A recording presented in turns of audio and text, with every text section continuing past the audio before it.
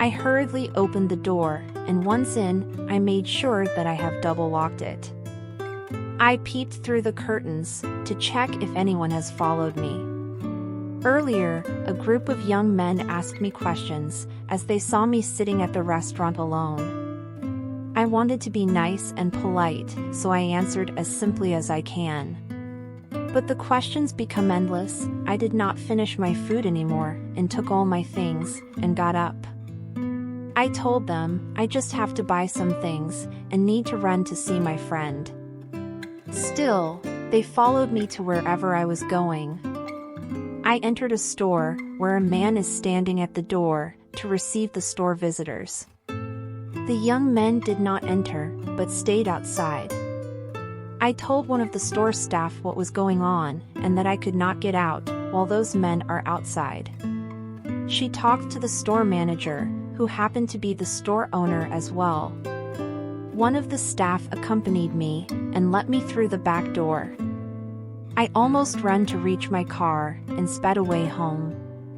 Once inside the house, I felt relieved to see no one following me.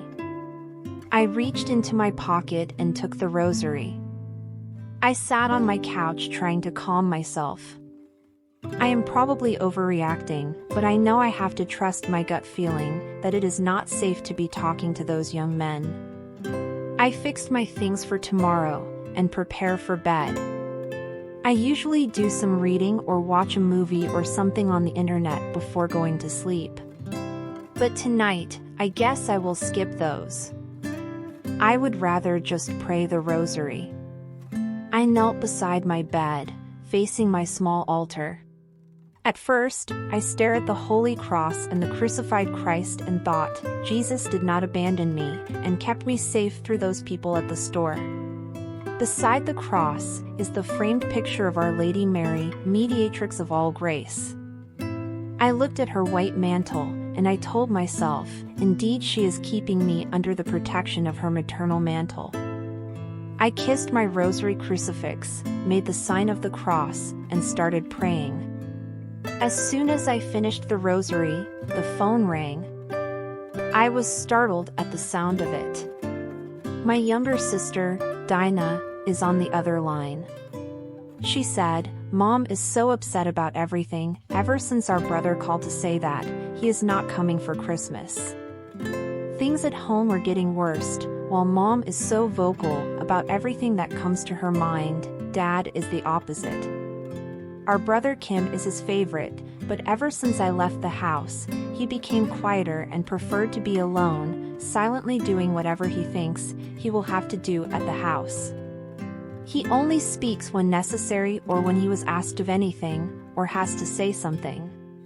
When I saw the job opening in a company far from our city a year ago, I applied for the post and was accepted.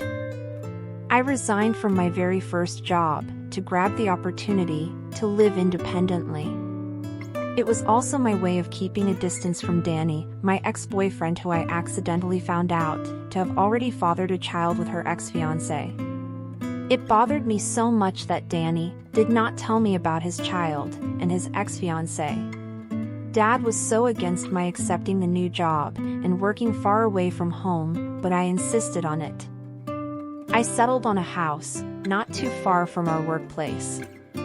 I found out that my childhood sweetheart, Jim, is one of my neighbors, living 2 houses away from mine. He is already married and is expecting a second child. I somehow felt secure. There is someone I know in the neighborhood. Jim's wife was very nice to me, such a beautiful person and a beautiful heart. Jim is so happy with his family. Somehow, I felt envious and thought of my ex-boyfriend. Had he been honest with me and told me everything, we might not have parted ways. So now I understand why he just vanishes sometimes and would not tell me his whereabouts. Slowly, I started to feel the loneliness of being single. I came to like the feeling of being independent and free, but it surely does have its cons. I come home, doing my things at my own pace, but having no one around in the house is kind of lonely too. Although sometimes, when I come home, Tired from a night out with some buddies from the office, it is just relaxing to have that silence in my home. One night, as soon as I entered the house coming from the office, the phone rang and I answered it right away. Dad is on the other line, telling me that he has finished doing all the Christmas decorations around the house, and how beautiful they were all done. Then he asked me, when will I be coming home for Christmas? My heart was touched, and I know I could not say no to my dad at this very moment. So, I said, Dad, I'll be home for Christmas. I'll be there on the 23rd. Though I could not see him, I heard the happiness in his voice. We continued chatting for a few more minutes. When I put down the phone, I realized how I miss my family. Then I heard a strong crash coming from the next door. I went outside, just like the other neighbors who went out as well.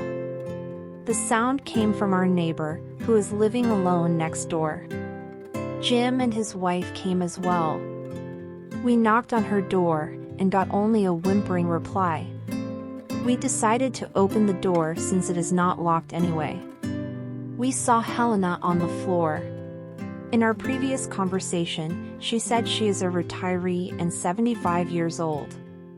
When we tried to help her up, she said, the ladder slid when she tried to hang the star for her nativity set. Jim called an ambulance, and she was brought to the hospital, but luckily, she did not sustain any serious injury. The following day after work, I knocked on her door and asked how is she. I brought her some flowers, and she let me inside her house. In our conversation, she shared more things about her life that she did not tell me on the few occasions that we had previously. She said her husband died 10 years ago, and it was her fault for encouraging her son and daughter to live independently. They got used to being alone and far from her, and without her, that they seldom visit her or call her. Since their father died, they only visited thrice or twice. So, she tried to busy herself by working, and it was only this year that she completely retires. She could afford to get a retirement place somewhere near the beach, or a more awesome place outside the city. But she is afraid that will be another reason why her son and daughter will not be visiting her. She said she misses them terribly. I felt a lump in my throat and was teary-eyed as I saw the tears fall from her eyes. I hugged her and she suddenly felt ashamed and dried her tears away. Then she asked me how am I, and if I will be going home to my family this Christmas. I hesitated, but remembering that call from my father, I replied, yes, I am coming home for Christmas. She made a big smile and said, I am happy for your parents.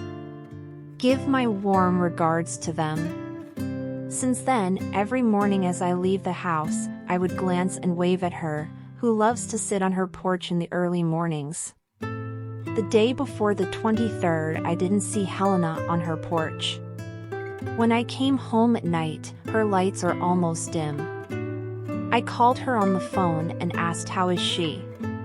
She said, she's a bit sad and depressed as Christmas is coming, and she's not hearing anything from her son and daughter's families. She said they had forgotten about her. She also said that she had prayed many rosaries for her children to remember her, and that the only gift that she wants for this Christmas is her family, her children. At that moment, I do not know what to tell her. I remembered the cake in the fridge. I told her about the cake and that I have to finish it as I am leaving the following day, and asked if she can help me finish it and if I can come over. She said yes, and when I came over to her house, all lights are already lit up, and there was only a very short while when she came to the door when I knocked. Luckily, Helena is a bit healthy, and sugar is not one of her health problems. We heartily finished the cake. As we continued to chat, her phone rang, and she was so surprised when she came to know who was on the other line. It was her son who told her they have booked a hotel in the city. They will be spending some days with her until after Christmas Day. Her grandchildren have been wanting to see their grandmother and thought that this is a great time to see her. Helena was also told that her daughter might be coming too, but it is not yet confirmed. I can hear from Helena's voice that she is happy. When she put down the phone, she cried again, but this time it is tears of joy. She said that her prayers were answered. My tears also fell and joined Helena in crying joyfully. That night, I went to sleep smiling, knowing that there is one less lonely mother this Christmas. The following morning, the phone's ringing woke me up. It is my mother who is on the other line. She's asking how am I and when will I be home. Somehow, I sensed her anxiousness. I managed to smile and assured Mom that I will be home for Christmas and we will attend the Christmas Eve Mass as a family. I only have to pack my things and will be leaving in the afternoon. She wished me a safe trip and put down the phone. My eyes suddenly fell at the altar. Here with me in my room is my other mother. A framed picture of the Blessed Mother, which was given by a friend of Mom. Mom insisted that I bring it with me when I moved here. It has the caption, "I am your mother." I would also want to make her happy, and would rather start the day by praying the rosary. I wish all mothers and fathers to have a Merry Christmas. And for those living alone, may they find consolation that they have Jesus and Mama Mary wherever they are. Thank you for listening to my story. And may you all have a Merry Christmas and a blessed Happy New Year.